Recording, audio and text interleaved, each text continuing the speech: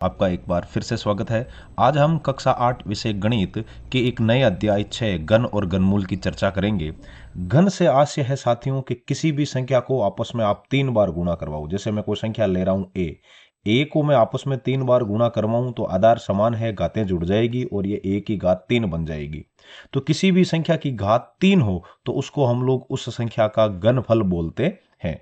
और घन के बारे में यदि 3D में किसी आकृति की चर्चा की जाए तो जैसा हम सांप सीढ़ी खेलते हैं या फिर हम लूडो खेलते हैं तो उसमें जो अपना पासा होता है जिसकी लंबाई, चौड़ाई और ऊंचाई तीनों ही बराबर होती है, जैसा कि मैं आपको दिखाने की कोशिश कर रहा हूं।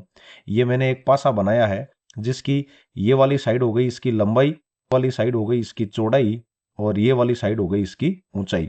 यदि इसकी लंबाई, चौड़ाई और ऊंचाई तीनों बराबर है तो ये जो घनाभ है वो आपके घन बन जाएगा। और घन का जो आयतन होता है, घन का जो वॉल्यूम होता है वो भुजा गुणा भुजा गुणा भुजा होता है। भुजा गुणा भुजा गुणा भुजा। कहने का मतलब जब इसकी तीनों ही भुजाएं बराबर है तो इसको मैं गुणा करूंगा तो इसका जो आयतन आ जाएगा भुजा की घात 3।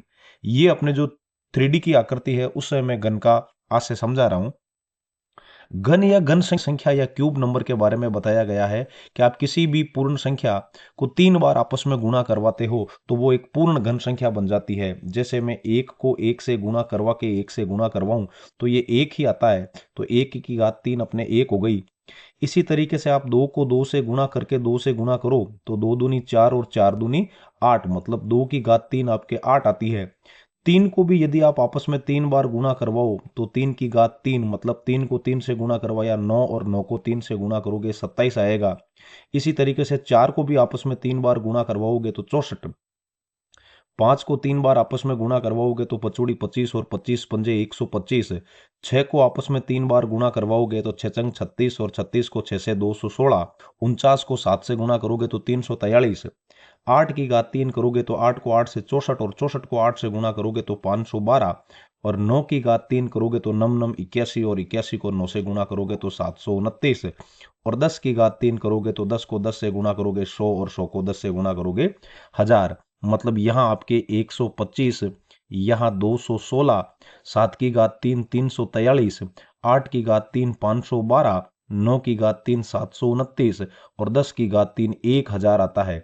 तो कहने का मतलब अपने यहाँ 1, 8, 27, 64, 125, 216, 343, 512 और 729 व 1000 जैसी जो संख्याएं हैं वो सब पूर्ण घन संख्याएं हैं। तो पूर्ण घन संख्या का कॉन्सेप्ट आपकी समझ में आया होगा साथियों। और यदि हम आगे चलें, इसमें आगे घन की कुछ रोचक बातें देखें तो घन के अंदर हमें यह ध्यान रखना है, जैसे मैं 2 की घात 3 करूं, 2 सम है तो सम संख्या की घात 3 वापस 8 सम संख्या ही आई है। और अगली सम संख्या 4 है, 4 की घात 3 करूं तो 64, ये भी सम संख्या है।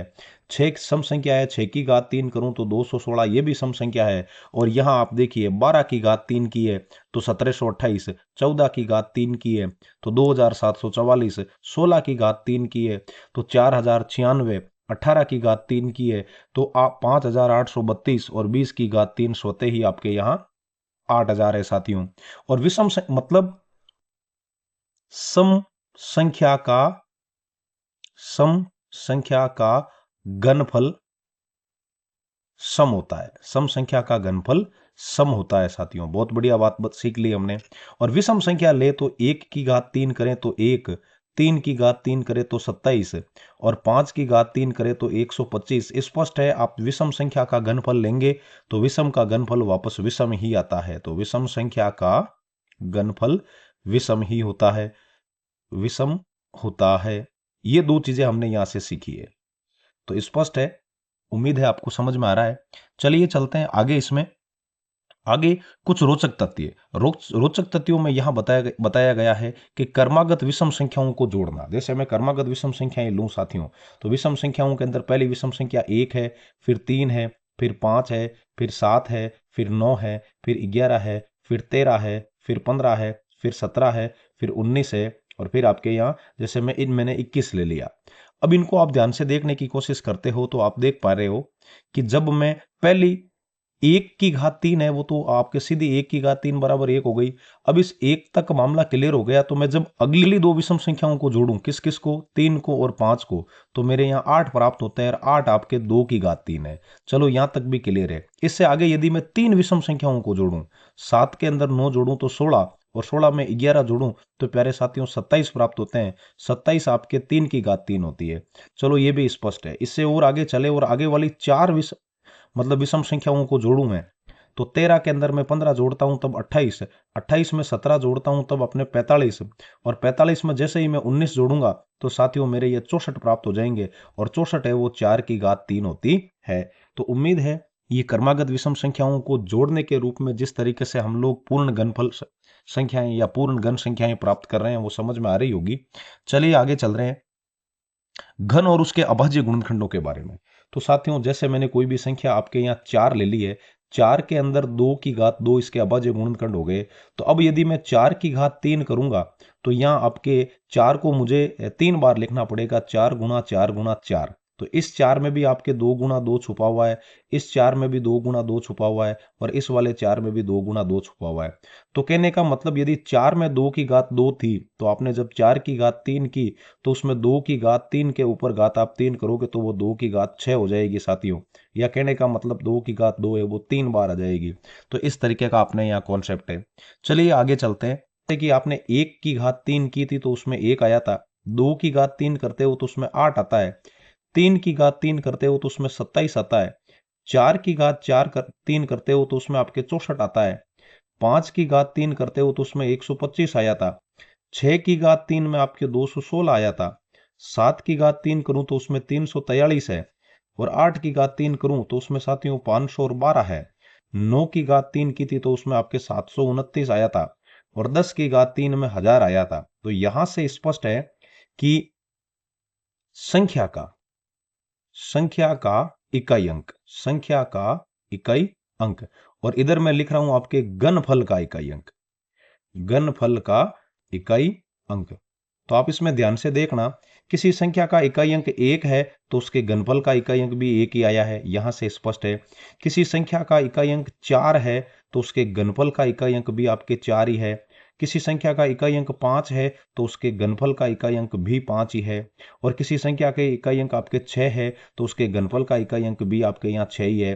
और किसी संख्या का आपके इकाई अंक 9 है तो उसके घनफल का इकाई अंक भी 9 ही आएगा। और किसी संख्या का इकाई अंक 0 है तो उसका घनफल में भी इकाई अंक 0 ही आएगा। यहां चार संख्याएं विशेष तरीके की बच गई। जैसे किसी संख्या का इकाई अंक आपके पास 2 है तो उसके घनफल का इकाई अंक 8 होगा, यहां से स्पष्ट है। और यदि कोई संख्या का इकाई अंक 8 है तो उसके घनफल का इकाई अंक 2 होगा, वो यहां से स्पष्ट है। और यदि किसी संख्या का इकाई अंक 3 है तो उसके घनफल का इकाई अंक 7, और यदि किसी संख्या के इकाई अंक 7 हैं तो उसके घनफल का इकाई अंक 3 होगा। तो कहने का मतलब 2 से आपके 8, और 8 से 2 प्राप्त होंगे, और 3 से प्राप्त होंगे आपके 7, और 7 से प्राप्त होंगे 3। मतलब किसी संख्या का इकाई अंक 2 है तो उसके घनफल का इकाई अंक 8 होगा। और साथ ही इसका उल्टा, यदि किसी संख्या का इकाई अंक 8 है तो उसके घनफल का इकाई अंक आपके 2 होगा। यदि किसी संख्या का इकाई अंक 3 है तो उसके घनफल का इकाई अंक 7 होगा। मान लो कोई संख्या ऐसी है जिसका इकाई अंक 7 है तो उसके घनफल का इकाई अंक आपके 3 हो जाएगा। इसके अलावा जो जितनी भी संख्याएं हैं उन संख्याओं का आप घनफल करते हो तो उस संख्या का जो इकाई अंक है वो उस संख्या के इकाई अंक के बराबर ही रहेगा। चलिए इस प्रकार की शानदार चर्चा के बाद हम प्रश्नावली में चलते हैं और देखते हैं आज की एक्सरसाइज 6.1 का पहला प्रश्न। एक्सरसाइज 6.1 का पहला प्रश्न बोल रहा है, निम्नलिखित में से कौन सी संख्याएं पूर्ण गण नहीं है।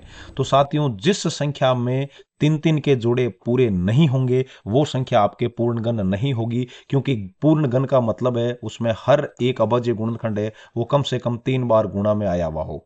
तो जैसे इसका पहला प्रश्न देखते हैं, चलिए इसको अगली स्लाइड पे ले लें। पहला प्रश्न है हमारे पास 216। तो हमें क्या करना है, 216 के अभाज्य गुणनखंड करने हैं। यार वैसे हम जानते हैं 216 6 की घात 3 है तो ये तो पूर्णगण संख्या है ही, लेकिन फिर भी इसको व्यवस्थित तरीके से देखें तो इसके क्या करेंगे, हम लोग अभाज्य गुणनखंड करेंगे। अभाज्य गुणनखंड करने पर तो चलिए अभाज्य गुणनखंड हमने पिछले अध्याय में बहुत शानदार तरीके से सीखे हैं, तो मैं अभाज्य गुणनखंड करके और आपको सीधा ही समझा देता हूं जिससे हमारे समय की यहां बचत हो जाएगी साथियों।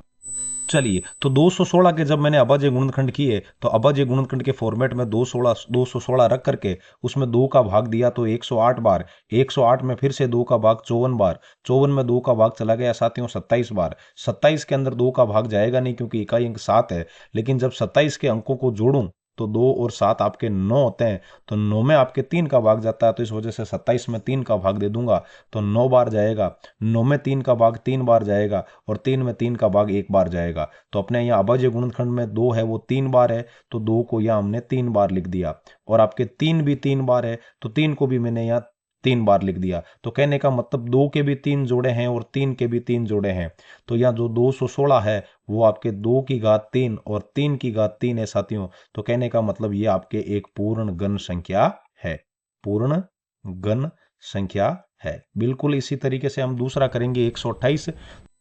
चलिए साथियों, तो इस तरीके से दूसरा प्रश्न 128 है, ये पूर्णगण है या नहीं है इसको जांच करने के लिए मैंने 128 के अभाज्य गुणनखंड कर दिए। 128 में इकाई अंक 8 है इसलिए 2 का भाग चला जाएगा, 2 का भाग गया 64 बार, 64 में भी 2 का भाग चला जाएगा 32 बार, 32 में 2 का भाग चला गया 16 बार, 16 में 2 का भाग चला गया आपके 8 बार, 8 में 2 का भाग चला गया 4 बार और 4 में 2 का भाग चला गया 2 बार और 2 में 2 का भाग चला गया 1 बार। तो इस तरीके से यहां आपके 2 के 1, 2 और 3 जुड़े तो ये हो गए, तो मैं यहाँ ऐसा लिख सकता हूँ आपको समझाने के लिए कि 128 बराबर 2 की घात 3। फिर अगला एक और जोड़ा ढूंढूं तो ये हो गया आपके फिर से 2 की घात 3, 3 बार 2 थे तो 2 की घात 3। ये जो लास्ट वाला 2 है इसमें साथियों आपके 2 की घात 1 ही है, मतलब यहाँ 2 2 कम पड़ रहे हैं, तो कहने का मतलब ये हो गया कि आपके 128 के अभाज्य गुणनखंडों में इस अंतिम वाले 2 का जोड़ा पूरा नहीं है, 3 बार 2 गुणा में नहीं है इसके, तो इसका मतलब ये आपके पूर्ण गण संख्या नहीं है, पूर्ण गण संख्या नहीं है। उम्मीद है आपको समझ में आ रहा है। इसी तरीके से देखिए इसका तीसरा प्रश्न जिसमें हमें 1000 दिया गया है, तो आप यहां लिख लीजिएगा 1000 के अभाज्य गुणनखंड करने पर। तो जैसे ही मैं 1000 के अभाज्य गुणनखंड करूंगा आपके, तो 1000 का इकाई अंक 0 है तो इसलिए इसमें 2 का भाग चला जाएगा 500 बार साथियों। 500 में जब आप 2 का भाग देंगे तो चला जाएगा 250 बार, 250 में जब आप 2 का भाग देंगे तो चला जाएगा 125 बार, और 125 का इकाई अंक 5 है और अंकों का योग 5 और 2 7 और 1 8 है, तो 8 में 3 का भाग जाएगा नहीं और इकाई अंक 5 होने के कारण 2 का भी भाग जाएगा नहीं, तो यहां देंगे हम 5 का भाग, 5 का भाग चला जाएगा आपके 25 बार, और 25 में जब 5 का भाग देंगे तो चला जाएगा 5 बार, और अंत में 5 में 5 का भाग चला जाएगा 1 बार। तो इस तरीके से आप लिखेंगे कि जो 1000 है उसमें ये वाला जो 2 है वो 2 3 बार आया हुआ अभाज्य गुणनखंड, तो 2 की घात 3 कर देंगे और फिर गुणा 5 के भी 3 जोड़े हैं, 5 भी 3 बार है, 5 गुणा 5 गुणा 5, तो इसको 5 की घात 3 कर देंगे, तो इसमें 2 अभाज्य संख्याएं हैं और उन दोनों के ही 3 3 के जोड़े पूरे हैं, तो अतः आपके 1000 पूर्ण गण संख्या है, पूर्ण गण संख्या है। बस इस तरीके से आपको इन प्रश्नों को करना है। चलिए, यदि मैं इसका चौथा प्रश्न देखने की कोशिश करूं तो चौथे में आप बहुत स्पष्ट तरीके से समझ जाएंगे कि चौथा 100 है, और उस 100 का जब मैं अभाज्य गुणनखंड करूं तो 100 के अंदर मैं जब 2 का भाग देता हूं तो 100 में 2 का भाग जाता है साथियों 50 बार, 50 में 2 का भाग चला जाएगा 25 बार, 25 में जब आप 2 का भाग जाएगा नहीं तो 25 में 5 का भाग देंगे तो 5 बार, और 5 में 5 का भाग चला जाएगा आपके 1 बार। तो इस तरीके से जो 100 के आपने अभाज्य गुणनखंड किए थे उसमें आपके बराबर आप लिख देंगे 2 की घात भी 2 है और 5 की घात भी 2 है, तो न तो 2 का जोड़ा पूरा है 3 संख्याओं का और नहीं 5 3 बार आया है, तो कहने का मतलब 100 आपके पूर्ण गण संख्या नहीं है। अब बचा है हमारे पास केवल इसका पांचवा, पांचवे के अंदर हमें बोल रहा है 46,656 साथियों, तो 46,656 को भी हम लगे हाथों देख लेते हैं। चलिए देखिए, पांचवा हमें बोल रहा है 46,656। जब मैंने इसके अभाज्य गुणनखंड किए प्यारे साथियों, तो 46,656 के अभाज्य गुणनखंड कुछ लंबे थे लेकिन भले ही हो।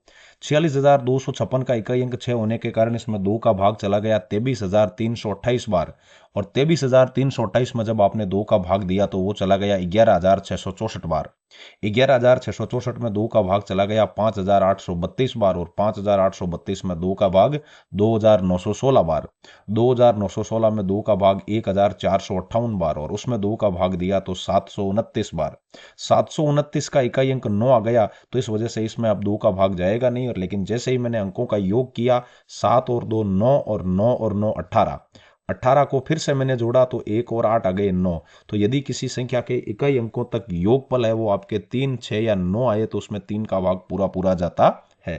तो इस वजह से मैंने इसमें 3 का भाग दिया जो गया आपके 243 बार।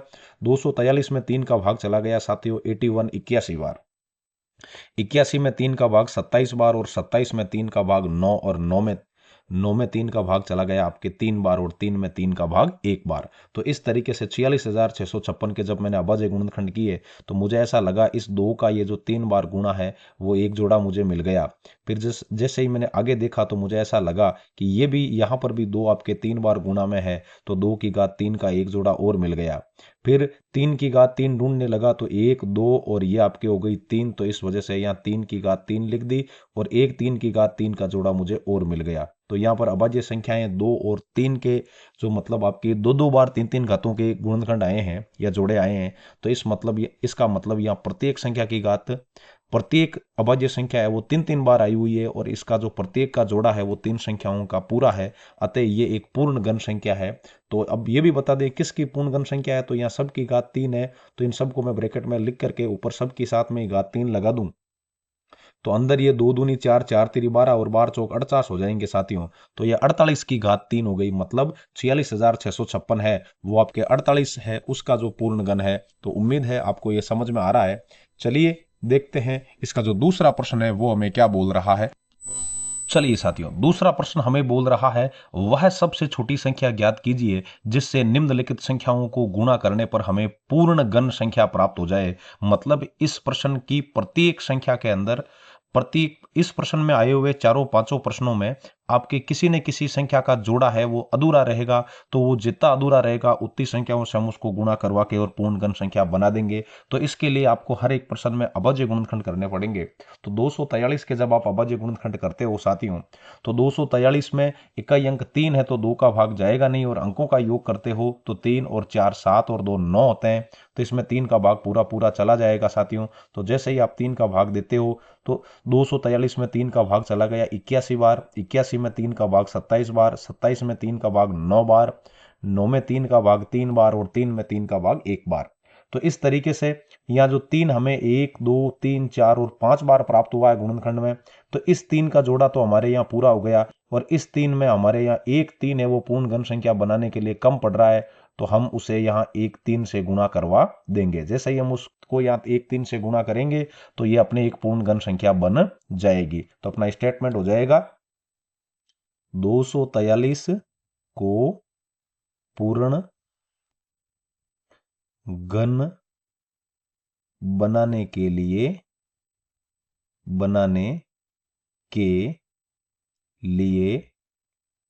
3 से गुणा करेंगे। बस ये अपना स्टेटमेंट हो गया। तो उम्मीद है आपको समझ में आया है। चलिए लगे हाथों देख ले वे दूसरा ही इसका 256 साथियों। तो 256 के भी मैं अभाज्य गुणनखंड कर दूं ताकि अपना समय बच जाए। चलिए देखिए दूसरा प्रश्न हमें बोल रहा है 256। तो 256 के जैसे ही आप अभाज्य गुणनखंड करेंगे 256 में 2 का भाग 128 बार। 128 में 2 का भाग 64 बार। 64 में 2 का भाग 32 बार। 32 में 2 का भाग 16 बार। 16 में 2 का भाग 8 बार। 8 में 2 का भाग 4 बार और 4 में 2 का भाग 2 बार और 2 में 2 का भाग 1 बार। तो इस तरीके से अपने यहाँ 256 में जो अभाज्य संख्या 2 है इसके 1, 2, 3 और 4, 5, 6, 7 और 8 टुकड़े आए हैं। या कहने का मतलब यहाँ पर 2 है वो 8 बार आया है। तो अब इसके 3 3 के जोड़े बनाए तो ये 1 2 का जोड़ा बन गया 3 बार। ये दूसरी बार 2 का जोड़ा बन गया 3 बार। यहाँ पर 2 है वो 2 बार ही है। तो कहने का मतलब इसको पूर्ण घन बनाने के लिए यहाँ 1 2 कम पड़ रहा है। तो अपना स्टेटमेंट हो जाएगा यहाँ 256 को पूर्ण घन बनाने के लिए 2 से गुणा करेंगे। किससे गुणा करेंगे साथियों? 2 से गुणा करेंगे। तो उम्मीद है आपको समझ में आ रहा है। चलिए इसका देख ले में लगे हाथों हम लोग तीसरा प्रश्न भी। तीसरा प्रश्न हमें बोल रहा है इसका 72। तो आप लोग लिख देना 72 के भी अभाज्य गुणनखंड करेंगे। और 72 के जब आप अभाज्य गुणनखंड करेंगे तो इकाई अंक 2 होने के कारण 72 में 2 का भाग 36 बार। 36 में 2 का भाग साथियों 18 बार। 18 में 2 का भाग 9 बार और 9 में 3 का भाग 3 बार और 3 में 3 का भाग 1 बार।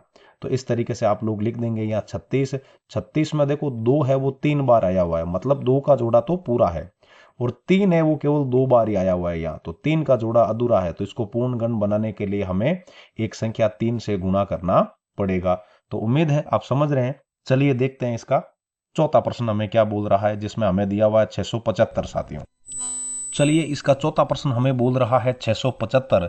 तो हम लोग साथियों 675 के जब अभाज्य गुणनखंड करेंगे तो 675 को अभाज्य गुणनखंड के फॉर्मेट में रखकर हमने देखा कि इसका इकाई अंक 5 है, तो इसमें 2 का भाग नहीं जाएगा। इसके अंकों का योग किया, 6 और 7 13 और 5 18, 18 को जोड़ा तो 1 और 8 9, मतलब 3 का भाग जाता है।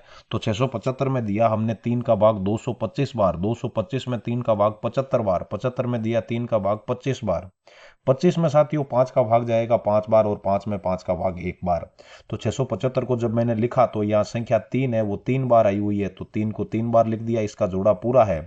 5 2 बार ही आया है, मतलब 5 अधूरा है, तो इसको हमें 5 से गुणा करना पड़ेगा साथियों। तो कहने का मतलब अपने यहाँ हो गया कि 675 को पूर्ण घन बनाने के लिए 5 से गुणा करेंगे। इसी तरीके से देखिए पांचवा प्रश्न, 100 के अभाज्य गुणनखंड किए। 100 में 2 का भाग 50 बार, 50 में 2 का भाग 25 बार, 25 में 5 का 5 बार, और 5 में 5 का 1 बार। तो 100 को जब मैंने देखा और उसके अभाज्य गुणनखंड किए तो मुझे ऐसा लगा कि इसमें न तो 2 का जोड़ा पूरा है और न ही 5 का जोड़ा पूरा है। 2 में भी 2 कम पड़ रहा है और 5 में भी एक 5 कम पड़ रहा है। तो कहने का मतलब इसमें 5 गुणा 2 मतलब 10 कम पड़ रहे हैं।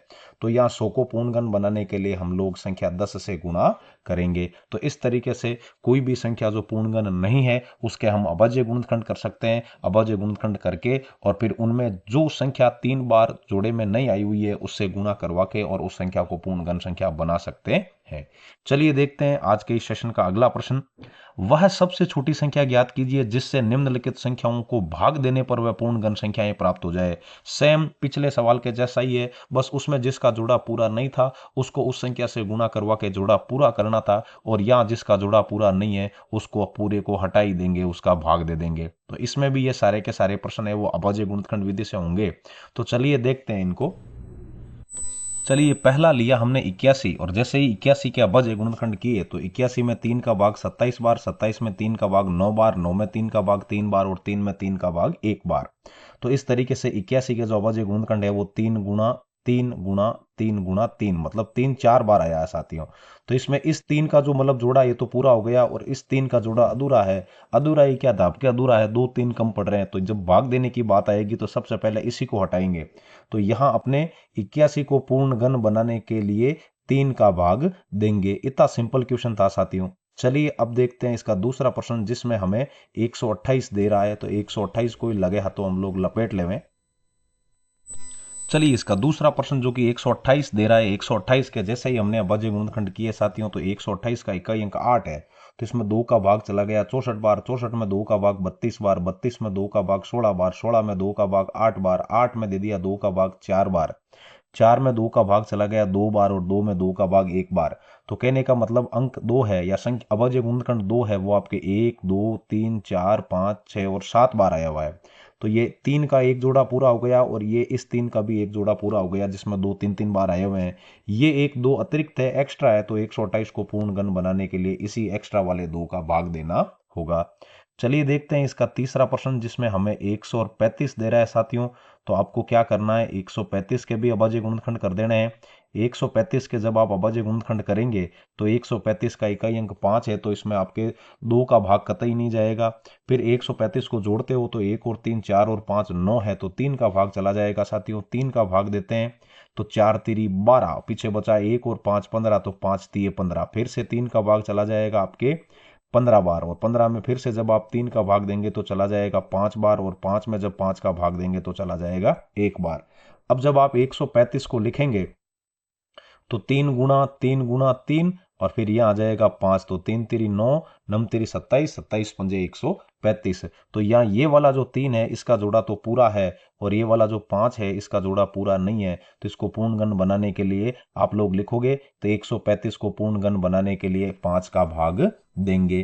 तो अब देखते हैं आज का चौथा प्रश्न चलिए देखिए चौथा जिसमें हमें 192 दिया हुआ साथियों। तो 192 को जब भी हम देखते हैं तो उसको अभाज्य गुणनखंड करने के लिए अभाज्य गुणनखंड के फॉर्मेट में रखेंगे और इकाई अंक 2 है तो 2 का भाग चला जाएगा इसमें 96 बार। 96 को 2 से डिवाइड करोगे 48 टाइम, 48 को 2 से डिवाइड करोगे 24 टाइम, 24 को 2 से डिवाइड करोगे 12 टाइम, 12 को 2 से डिवाइड करोगे 6 टाइम और 6 को 2 से डिवाइड करोगे 3 टाइम और 3 को 3 से डिवाइड करोगे 1 टाइम। तो कहने का मतलब इसमें जो 2 है वो आपके 3 बार और फिर से 3 बार, मतलब 2 के जोड़े हैं वो 3 पूरे हैं और 3 है वो बापड़ा अकेला एक बार आया हुआ है। तो यह 3 का जोड़ा पूरा नहीं है और यह 3 एक्स्ट्रा है हमारे पास ज्यादा है, तो 192 को पूर्ण गण बनाने के लिए इसी 3 का हम लोग भाग दे देंगे।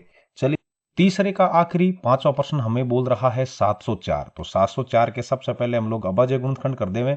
704 में 2 का भाग 2, 704 में 2 का भाग 352 बार, 352 में 2 का भाग 176 बार, 176 में 2 का भाग 88 बार, 88 में 2 का भाग 44 टाइम 44 बार और 44 में 2 का भाग 22 बार, 22 में 2 का भाग 11 बार और 11 में 11 का भाग 1 बार। तो 704 को मैंने लिख दिया, दो इसमें एक जोड़ा 2 का बन गया, दूसरा जोड़ा भी 1 है, मैंने यहाँ 3 के 2 जोड़े बना दिए। 11 है वो या एक्स्ट्रा है, तो कहने का मतलब इसी 11 का हम लोग यहाँ भाग देंगे।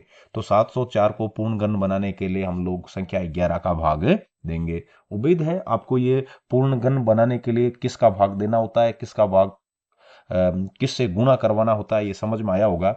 चलिए देखते हैं आज के इस सेशन का और एक्सरसाइज 6.1 का आखिरी प्रश्न।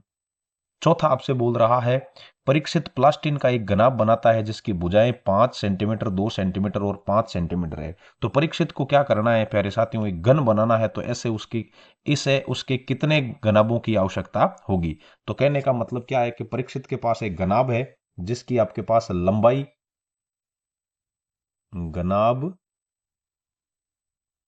की जो लंबाई कह देवे या लंबाई, चौड़ाई और ऊंचाई तीनों को साथ में घनाभ की विमाएं कह देवे। तो विमाएं हैं वो आपके यहाँ 5 सेमी, 2 सेमी और 5 सेमी है साथियों। तो कहने का मतलब मान लो आप इसमें के माना कि परीक्षित को घन बनाने के लिए, घनाभ से ना, घनाभ से घन बनाने के लिए ऐसे ही n घनाभों की आवश्यकता होगी। जैसा ये घनाभ है वैसा का वैसा n घनाभों की आवश्यकता होगी।